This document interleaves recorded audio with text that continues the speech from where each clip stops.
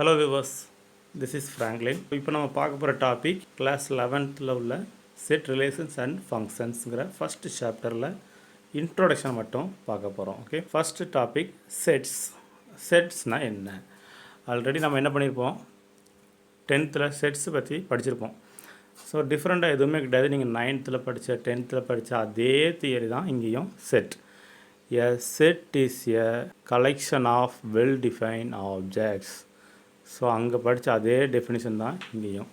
A set is a collection of well define object. Well define ஆப்ஜெக்ட்னா என்ன? So first பாருங்கள், objects. Objects என்ன சொல்லுவோம்? ஆப்ஜெக்ட்ங்கிறது ஜஸ்ட் சம்திங், ஏதோ ஒன்று இருக்குது, அதான் ஆப்ஜெக்ட்னு சொல்கிறோம். டிஃபைன் அப்படின்னா அந்த ஆப்ஜெக்டை நம்ம கரெக்டாக டிஃபைன் பண்ணணும். அது எப்படிமா? வெல் டிஃபைன், கரெக்டாக இதுதான் அப்படின்னு சொல்கிற மாதிரி இருக்கணும். அதாவது என்ன சொல்கிறேன்னா, நாளைக்கு மழை வருமா? வரும், வராமையும் இருக்கும். ஸோ அதை நம்ம என்ன சொல்ல மாட்டோம், செட்டுன்னு சொல்லி எடுக்க மாட்டோம். இந்த பெண் அழகாக இருக்குதா? ஒரு சிலர் அழகாக இருக்குதுன்னு சொல்லுவாங்க, ஒரு சிலர் அழகாக இல்லைன்னு சொல்லுவாங்க. ஸோ அதெல்லாம் நம்ம செட்டில் எடுக்க மாட்டோம். செட்டில் எதை தான் எடுப்போம்? ஃபைன். அது எப்படின்னா பர்ஃபெக்டாக இதுதான், இப்படி தான் அப்படின்னு சொல்லணும். ஃபார் எக்ஸாம்பிள், ஒரு 5, இந்த நம்பர் வந்து 6ன்னு நான் சொல்கிறேன். ஸோ எல்லாருமே என்ன சொல்லுவாங்க? That is wrong, this is 5 அப்படின்னு சொல்லிடுவாங்க. ஸோ யாராவது மாற்றி சொல்லுவாங்களா? சொல்ல மாட்டாங்க. ஸோ டிஃபைன் பண்ணியாச்சு, இது 5 தான். ஸோ அப்படியேப்பட்ட இந்த மாதிரியான எலமெண்ட்ஸ் தான் நம்ம செட்டுக்குள்ளே வரும். புரிஞ்சுதா? அப்போ செட்னா என்னது? Well define. வெல் டிஃபைன்னா இப்போ, நாளைக்கு, நேற்று, 50 வருஷம், 1000 வருஷத்துக்கு முன்னாடி பின்னாடி எப்போ பார்த்தாலும் அந்த பொருள் அந்த பொருளாகவே இருக்கணும். ஃபார் எக்ஸாம்பிள், கொஞ்சம் டிஃப்ரெண்ட்டாக பார்ப்போம். Number of prime ministers in this class room. இந்த கிளாஸ் ரூமில் இருக்கக்கூடிய பிரைம் மினிஸ்டரை கவுண்ட் பண்ணி எழுதுகிறோம் அப்படின்னு சொல்கிறேன். எத்தனை பிரைம் மினிஸ்டர் கவுண்ட், எல்லா பிரைம் மினிஸ்டரையும் இந்த செட்டில் எழுதிடுவோம் அப்படின்னு சொல்கிறோம். ஸோ இது வந்து செட் தானா? நம்ம கிளாஸ் ரூமில் பிரைம் மினிஸ்டர் இல்லைன்னு நமக்கு தெரியும். ஸோ கண்டிப்பாக இந்த செட்டில் எதுவுமே போட முடியாது. ஆனாலும் இது செட்டு தான். இந்த செட்டுக்கு நம்ம எம்டி செட்டுன்னு சொல்லிடுவோம். அதை பற்றி நம்ம பின்னால் பார்ப்போம். ஸோ கன்ஃபார்மாக சொல்ல முடியும் அப்படின்னாலே அதை நம்ம என்ன செஞ்சிடலாம், செட்டில் டிஃபைன் பண்ணிடலாம். That is a set is collection of well define object. அந்த ஆப்ஜெக்ட் நம்ம டிஃபைன் பண்ண முடிஞ்சாலே அதை தான் நம்ம என்ன சொல்லிடுவோம், செட்டில் இருக்கிற எலமெண்ட்ஸ்னு சொல்லிடலாம். ஸோ உங்கள் புக்கில் உள்ள எக்ஸாம்பிள் பாருங்கள். The collection of all beautiful flowers.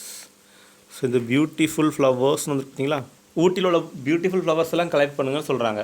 நான் போய் பார்த்தோன்னா ஒரு 50 ஃப்ளவர் எடுப்பேன். இன்னும் ஒரு சிலர் பார்த்தா ஒரு 10 ஃப்ளவர் தான் நல்லாயிருக்குன்னு சொல்லுவாங்க. ஸோ டிஃப்ரெண்ட் ஆகும். ஸோ அதை நம்ம என்ன சொல்ல மாட்டோம், வெல் டிஃபைன்னு சொல்ல மாட்டோம். That is not well defined. Next ஒன்று பாருங்கள். The collection of old man.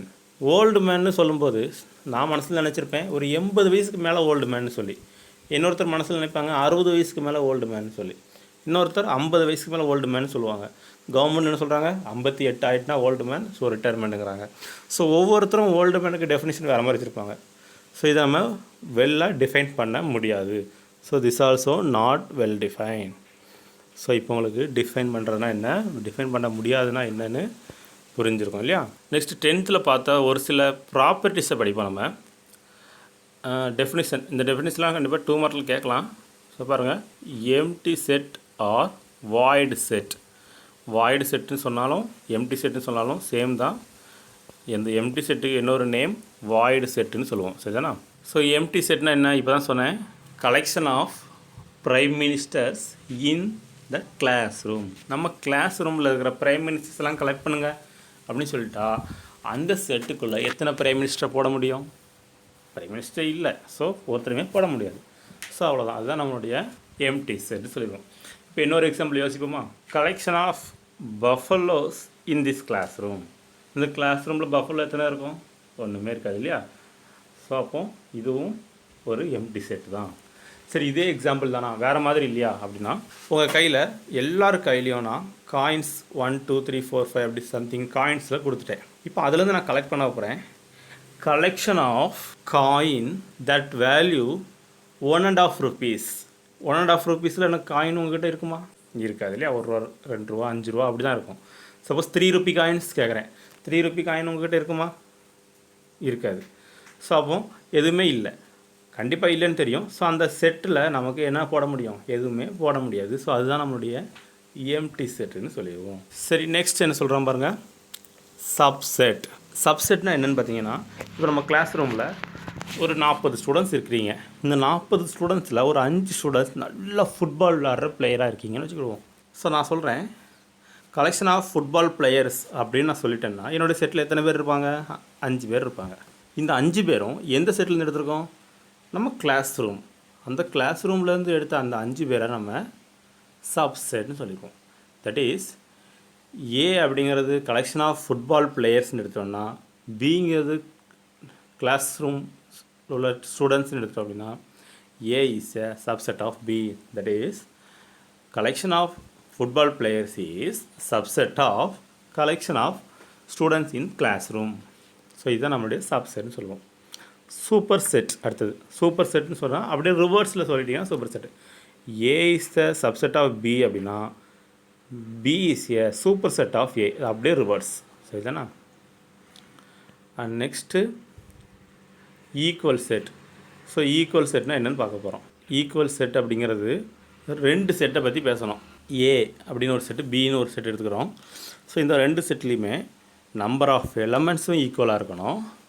இருக்கிற ப்ராப்பர்ட்டிஸ், அந்த எலமெண்ட்ஸ், அந்த பர்டிகுலர்ஸும் கரெக்டாக எக்ஸாக்டாக ஈக்குவலாக இருக்கணும். ஸோ அதுதான் நம்ம ஈக்குவல் செட்ஸ்ன்னு சொல்லுவோம். தட் மீன்ஸ் இப்போ 2 செட்டு ஏ அண்ட் பின்னு எடுத்துட்டிங்கன்னு சொன்னால், ஏயில் இருக்கிற எல்லா எலமெண்ட்ஸும் அப்படியே பிக்குள்ளேயும் இருக்கணும். ஸோ அதான் ஏ சப்செட் ஆஃப் பின்னு சொல்லுவோம். அட் த சேம் டைம் பியில் இருக்கிற எல்லா எலமெண்ட்ஸும் ஏக்குள்ளே இருக்கணும். இது நம்மளுடைய B subset of A. So இந்த மாதிரி 2 கண்டிஷனும் சாட்டிஸ்ஃபை பண்ணிச்சுன்னா அந்த செட்டை நம்ம ஈக்குவல் செட்டுன்னு சொல்லிடுவோம். புரிஞ்சுட்டா? ஸோ நெக்ஸ்ட் டாபிக் என்னென்னு பார்த்தீங்கன்னா ட்ரிவியல் சப்செட். இது ஒரு இம்பார்ட்டண்டான பாயிண்ட். ட்ரிவியல் சப்செட்னா என்ன அப்படின்னு சொல்லி, ஒரு ஸ்டூடெண்ட் கிளாஸ்குள்ளே வந்துட்டாலே அவர் கவுண்டிங்கில் வந்துடுவான். கையில் பேக் வச்சுருப்பான், புக் வச்சுருப்பான். இது எல்லாமே நமக்கு ஆப்வியஸாக தெரியுது பார்த்தீங்களா? ஸோ அதைத்தான் ட்ரிவியல்னு சொல்லுவோம். நமக்கு வந்து இதை இப்போ சாப்பிட்டுட்டு வந்தேன்னு சொன்னாலே சோறு, குழம்பு, தண்ணியெல்லாம் குடிச்சிட்டு கூட்டெலாம் வச்சு சாப்பிட்டு வந்தோம் தானே சொல்லிடுவோம். எல்லாம் சேர்த்து சாப்பிட்டாச்சுன்னு சொல்லிடுவோம், ஒரே வார்த்தை. ஸோ அந்த மாதிரி ஒரு வார்த்தை சொல்லும் போதே அதுக்கு உள்ள எல்லா அர்த்தமும் ஈஸியாக அண்டர்ஸ்டாண்ட் ஆகுது அப்படின்னா அதை தான் நம்ம ட்ரிவியல்னு சொல்லுவோம். ஸோ இதில் செட்டில் என்ன ட்ரிவியல் அப்படின்னா, எந்த ஒரு செட் எடுத்துட்டாலும் 2 சப்செட் நமக்கு ட்ரிவியலாக கிடைக்கும். அது என்ன 2 சப்செட் அப்படின்னா, ஒரு செட்டு எம்டி செட், எந்த எலமெண்ட்ஸும் எடுக்காமல் என்னால் என்ன செய்ய முடியும், ஒரு செட் எடுக்க முடியும். That is empty set. Whole set. Whole set அப்படிங்கிறது அந்த செட்டில் உள்ள மொத்த எலமெண்ட்டும் சேர்த்து எல்லாத்தையும் எடுத்துக்கிறது தான் ஹோல் செட்டுன்னு சொல்லிடுவோம். இந்த எம்டி செட்டை நம்ம வந்து பைன்னு சொல்லுவோம். ஹோல் செட்டை அந்த செட்டு நேம் அப்படியே ஏன்னு எடுத்துருவோம். ஸோ இந்த 2 செட்டும் சேர்ந்தது தான் ட்ரிவியல் சப்செட்ஸ்ன்னு சொல்லிடுவோம். அப்போ ட்ரிவியல் சப்செட்னா புரிஞ்சுட்டா உங்களுக்கு? So next topic proper subset. Proper சப்செட்னா என்ன இந்த இருக்கலாம். Proper subset. ப்ராப்பர் சப்செட் அப்படின்னு சொன்னால், ஒரு செட்டில் எல்லாம் நிறைய எலமெண்ட்ஸ் இருக்கும், அதுலேருந்து நம்ம நிறைய சப்செட்ஸ் எடுக்க முடியும். ஸோ அப்படி எடுத்துகிட்டு ஹோல் செட்டும் சப்செட்டு தான் சொல்லி நான் இப்போ தான் படித்தோம். அந்த ஹோல் செட்டை மட்டும் எடுக்காமல், அதாவது whole set A equal to பியாக எடுக்காமல் ஏ நாட் ஈக்குவல் டு பியாக எடுத்தோம் அப்படின்னா, அந்த ஹோல் செட்டை எடுக்காத மற்ற எல்லா சப்செட்டும் சேர்ந்தது தான் ப்ராப்பர் சப்செட்னு சொல்லுவோம். ஹோல் செட்டை மட்டும் எடுக்கக்கூடாது, மற்ற எல்லா சப்செட்டும் சேர்ந்தது தான் ப்ராப்பர் சப்செட். ஸோ ப்ராப்பர் செட்னா என்ன புரிஞ்சிருக்கோம். அண்ட் நெக்ஸ்ட் பார்க்கணுது இம்ப்ராப்பர் சப்செட். நான் சொல்லிட்டேன் ஹோல் செட்டை எடுக்கக்கூடாது, அது தவிர மற்ற எல்லாம் ப்ராப்பர் சப்செட் சொல்லிட்டேன்னா, அந்த ஹோல் செட்டும் எடுத்தேன் அப்படின்னா அதுதான் நம்ம இம்ப்ராப்பர் சப்செட்னு சொல்லுவோம். Thus any improper subset of A, ஏக்கு உள்ளே இருக்கிற எல்லா எலமெண்ட்ஸும், element of A is and element of A equal செட்டை அப்படியே எடுத்து நம்ம மொத்தமாக சப்செட் போட்டோம் அப்படின்னா அதுக்கு நேம ப்ராப்பர்லேருந்து இம்ப்ராப்பராக மாற்றிடுவோம். இம்ப்ராப்பர் சப்செட்னு சொல்லிடுவோம். ஸோ இப்போ நேச்சுரல் நம்பர்னால் உங்களுக்கு தெரியும், ஹோல் நம்பர். நேச்சுரல் நம்பர்னால் 1 2 3, ஹோல் நம்பர்னால் 0வும் சேர்ந்துடும். இதில் வந்து 1 2 3 வரும், இல்லை 0வும் சேர்ந்து வரும், இல்லை நெகட்டிவ் சேர்ந்து வரும் இன்டிஜர்ஸில். ரேஷனல் நம்பர்னால் பின்னத்தில் வரும், அதாவது ஃப்ராக்ஷனில் வரும். அண்டு ரியல் நம்பர்னால் ஹோல் எல்லா நம்பரும் உள்ளே வந்துடும். ஸோ இதெல்லாம் நமக்கு ஆல்ரெடி படிச்சிட்டோம் இல்லையா. ஸோ பாருங்கள், n is denoted set of all natural number positive integers. W is அதெல்லாம் நமக்கு வந்து சின்ன கிளாஸில் படித்தது தான் இல்லையா. ஸோ நெக்ஸ்ட் நம்ம பார்க்க வேண்டியது யூனியன். யூனியன்னா என்ன, ரெண்டு செட்டு வேணும் யூனியன் எடுக்கிறதுக்கு. ஏ அண்ட் பின்னு ரெண்டு செட் எடுத்தோம் அப்படின்னா இந்த ரெண்டு செட்டில் உள்ள எக்ஸில் உள்ள எல்லா எலமெண்ட்டும், அதாவது ஏங்கிற செட்டில் உள்ள எலமெண்ட்ஸ் எல்லாமும் பிங்கிற செட்டில் உள்ள எலமெண்ட்ஸ் எல்லாத்தையும் பார்த்து எடுத்து ஒரு செட்டில் நம்ம போட்டுட்டோம் அப்படின்னா அதுதான் நம்ம ஏ யூனியன் பி. நம்ம எல்லாம் 10th படிச்சிருப்பீங்க. ஸோ இதெல்லாம் ரீகால் பண்ணணும்னு தேவையில்லை. Next intersection. இன்டர்செக்ஷன் அப்படின்னா இந்த ஏல இருக்கிறது பியில் இருக்கிறதையும் பார்த்துட்டு ரெண்டுக்கும் காமனாக உள்ளதை மட்டும் எடுத்து போட்டிங்கன்னா அது இன்டர்செக்ஷன் சொல்லிடுவோம். ஓகே, இதில் நீங்கள் இப்போ படிக்க வேண்டிய ரொம்ப முக்கியமான வேர்ட் யூனியன் சொன்னால் ஓஆர் வரணும். இன்டர்செக்ஷன் சொன்னால் and வரணும். ஸோ அதை நம்ம இன்டர்செக்ஷன் சொல்லுவோம். ஓஆர் வந்துச்சுன்னா அதை யூனியன் சொல்லுவோம். ஸோ நெக்ஸ்ட்டு தெரிஞ்சுக்க வேண்டியது டிஸ்ஜாயிண்ட். டிஸ்ஜாயிண்ட் சொன்னால் ரெண்டு செட்டு, ஏங்கிற ஒரு செட்டு இருக்குது, பிங்கிற ஒரு செட்டு இருக்குது. இந்த ரெண்டு செட்லேயுமே காமனாக எதுவுமே இல்லாமல் இருந்துச்சுன்னு சொன்னால் ஏல இருக்கிற எந்த எலமெண்ட்டும் பியில் இருக்கக்கூடாது, பியில் இருக்கிற எந்த எலமெண்ட்டும் ஏல இருக்கக்கூடாது. ஸோ அப்படி காமனாக எதுவுமே இல்லைன்னு சொல்லலாம், அதுதான் நம்ம டிஸ்ஜாயின்னு சொல்லுவோம். That is A intersection B is empty. ரெண்டுக்கும் காமனாக எந்த எலமெண்ட்டுமே இல்லைன்னு சொல்லி meaning. Okay, next power set. Power செட்னால் என்னன்னு பார்ப்போம். ஒரு செட்டை என்னால் எடுக்க முடியும் பி ஆஃப் ஏன்னு சொல்லி. அந்த செட் எப்படி இருக்குதான், பின்னு ஒரு செட்டாக இருக்குது. அந்த பிங்கிற செட் எங்கே இருக்குதுன்னா ஏல இருக்குதுன்னு சொல்கிறோம். ஸோ இது உங்களுக்கு புரிஞ்ச மாதிரி தெரியல. இப்போ நான் புரியுற மாதிரி சொல்கிறேன் பாருங்கள். ஏங்கிற செட்டில் இருந்து உங்களால் எத்தனை சப்செட் எடுக்க முடியுமோ அத்தனை சப்செட்ஸையும் எடுத்து இன்னொரு செட்டுக்குள்ளே போட்டு ஒரு பெரிய ப்ராக்கெட் போட்டால் அதை தான் பவர் செட்னு சொல்கிறோம். இப்போ புரிஞ்சிருக்குமா? ஸோ ஏங்கிற செட்டில் ஒரு 2 எலமெண்ட் இருக்குது அப்படின்னா அந்த 2 எலமெண்ட் வச்சு உங்களால் எத்தனை சப்செட்ஸ் க்ரியேட் பண்ண முடியுமோ அது எல்லா சப்செட்ஸையும் சேர்த்து ஒரே செட்டுக்குள்ளே போடணும். அதுதான் நம்மளுடைய பவர் செட்னு சொல்லிடுவோம். ஓகே, நெக்ஸ்ட் நீங்கள் தெரிஞ்சிக்க வேண்டியது யூனிவர்சல் செட். யூனிவர்சல் செட்டுங்கிறது அது ஒன்றும் இல்லை, நீங்கள் இந்த சப்செட்ஸ்லாம் க்ரியேட் பண்ணி எடுக்கிறீங்க இல்லையா, நீங்கள் எந்த செட்லேருந்து எடுக்கிறீங்களோ அதைத்தான் நம்ம யூனிவர்சல் செட்னு எடுப்போம். அதாவது ஹோல் செட்டுக்கு ஈக்குவலாக எடுப்போம். ஸோ அதில் பெருசாக ஒன்றும் இல்லை. காம்ப்ளிமெண்ட். காம்ப்ளிமெண்ட் என்ன சொல்லுவோம்னா ஏ டேஸ், என்னோட நேம் ஏ பார்னு சொல்லுவோம். அடுத்தது ஏல இங்கே பவரில் சி போட்டுக்கணும், இந்த மாதிரி போடுவோம் ஏசின்னு சொல்லி பவரில். ஸோ இதுதான் ஏ காம்ப்ளிமெண்ட். ஏ காம்ப்ளிமெண்ட் என்ன, இப்போ நம்ம கிளாஸ் ரூமில் 40 ஸ்டூடெண்ட்ஸ் இருக்கீங்க. இதில் நான் முதல்ல சொன்னேன் ஃபுட்பால் பிளேயர்ஸ் 5 ஸ்டூடெண்ட்ஸ் அப்படின்னு சொல்லி. அந்த ஃபுட்பால் பிளேயர்ஸை தனியாக எடுத்து வச்சுட்டேன் அப்படின்னா அந்த ஃபுட்பால் பிளேயர்ஸ் இருக்கக்கூடிய அந்த செட்டுடைய காம்ப்ளிமெண்ட் செட்டு மற்ற 35 ஸ்டூடெண்ட்ஸ் இருக்கிற அந்த கிளாஸ் ரூம் தான். இது புரிஞ்சுக்கணும்னு நினைக்கிறேன். ஃபுட்பால் பிளேயர்ஸ் 5 ஸ்டூடெண்ட்ஸ் தனியாக எடுத்துட்டோம் அப்படின்னா பேலன்ஸ் உள்ள எலமெண்ட்ஸ் எல்லாமே, அதாவது பேலன்ஸ் உள்ள ஸ்டூடெண்ட்ஸ் எல்லாருமே நீங்கள் காம்ப்ளிமெண்ட் செட்டு அப்படின்னு சொல்லிடுவோம். So next symmetric difference. Symmetric டிஃப்ரென்ஸுங்கிறது ஏ மைனஸ், இந்த மைனஸ் நீங்கள் படிச்சிருப்போம் இல்லையா, ஹோல் யூனிவர்சலில் இருந்து இந்த ஏவை ரிமூவ் பண்ணிட்டோன்னா பேலன்ஸ் உள்ளது காம்ப்ளிமெண்ட் செட். அதாவது மொத்த கிளாஸ் ரூமில் அந்த ஸ்டூடெண்ட்ஸ் ஃபுட்பால் ஸ்டூடெண்ட்ஸ் மட்டும் வெளியே அனுப்பிட்டோம் அப்படின்னா பேலன்ஸ் உள்ளது நமக்கு என்ன காம்ப்ளிமெண்ட் சொல்லிடுவோம். A minus A is empty.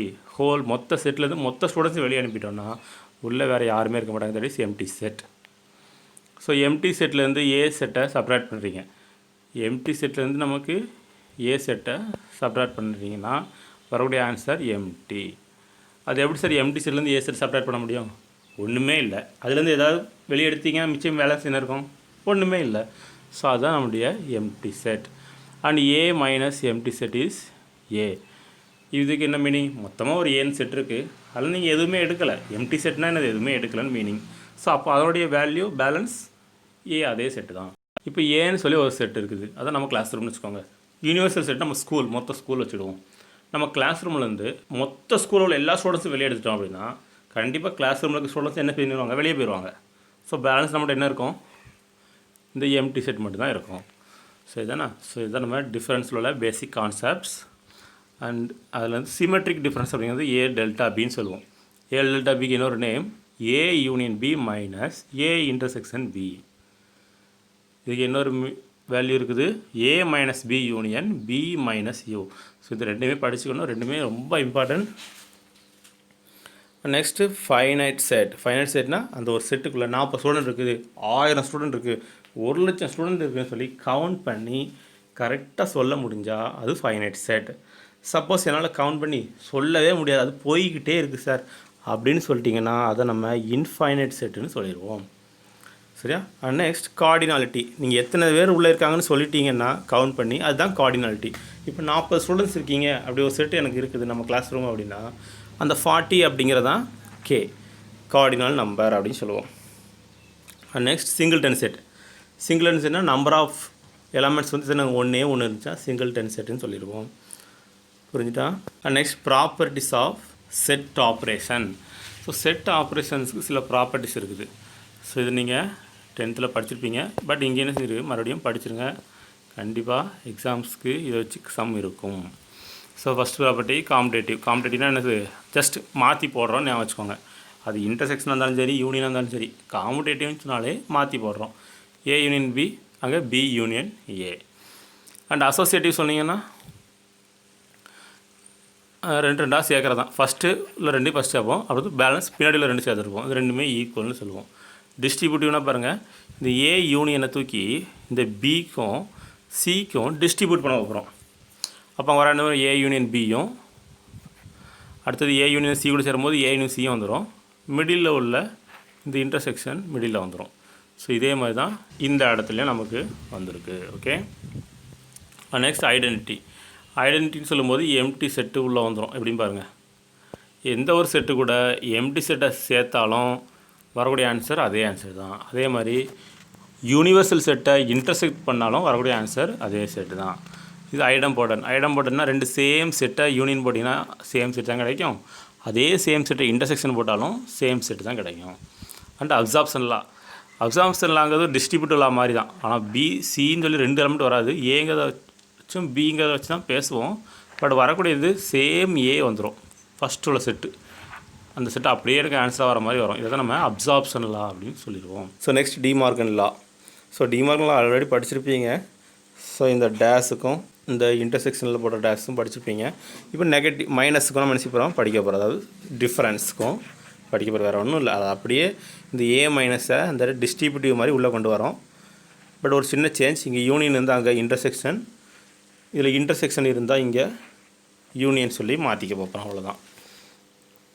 Next on symmetric difference. Symmetric டிஃப்ரென்ஸில் எப்படி இருக்குன்னு பாருங்கள். காம்படேட்டிவ் லா ஓகே ஆகுது. அண்ட் இது என்னது? டிஸ்ட்ரிபியூட்டிவ் லா ஓகே ஆகுது. இது என்னது? அசோசியேட்டிவ் லாவும் ஓகே ஆகுது. இந்த சிமெட்ரிக் டிஃப்ரென்ஸுக்கு இந்த 3 கண்டிஷனும் ஓகே பண்ணலாம். எம்டி செட்டை வச்சு யூனிவர்சல் செட்டை வச்சு என்னெல்லாம் பண்ணலாம் அப்படிங்கிறது மொத்தமாக இதில் இருக்குது. Next cardinal number. கார்டினாலிட்டி மொத்தம் நம்பர் ஆஃப் எலமெண்ட்ஸ். அதாவது N of A union B அப்படின்னா N of A plus N of B minus N of A intersection B. Suppose disjoint செட்டாக இருந்துச்சுன்னா, டிஸ்ஜாயிண்ட்னா என்ன சொல்லியிருக்கேன் ஞாபகம் இருக்குதா? ஏ இன்டர்செக்ஷன் பி வந்து எம்டி தான் டிஸ்ஜாயிண்ட் சொல்லுவோம். அப்போ என் ஆஃப் ஏ இன்டர்செக்ஷன் அவ்வளோ எத்தனை எலமெண்ட் இருக்கும்? 0 எலமெண்ட் இருக்கும். ஸோ அப்போ இந்த 0 இதில் சப்ரேட் பண்ணும்போது நமக்கு வரக்கூடிய ஆன்சர் என்னது? N of A plus N of B. அவ்வளோதான். என் ஆஃப் ஏ யூனியன் பின்னு சொன்னால் 2 ஆட் பண்ணால் போதும்.